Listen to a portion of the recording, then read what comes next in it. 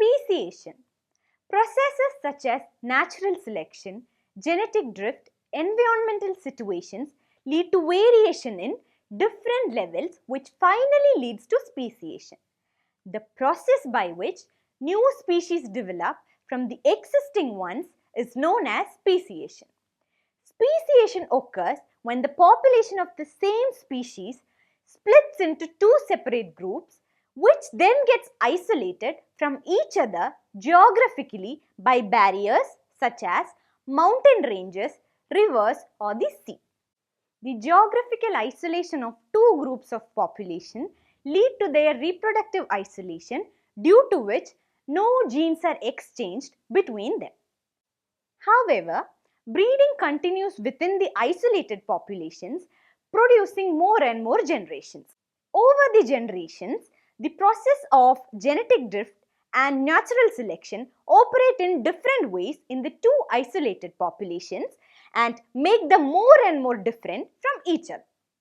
After thousands of years, the individuals of these isolated groups of population become so different that they will be incapable of reproducing with each other. In this way, two new species have been formed.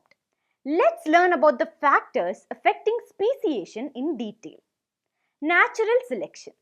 According to Charles Darwin, natural selection also plays an important role in bringing out evolution of new species.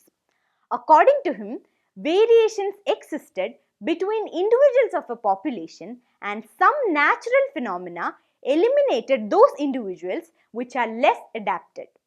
The surviving population would pass the hereditary advantageous features to their offsprings. With time, this process would give rise to organisms with different from original population, and new species are formed. Geographic and reproductive isolation.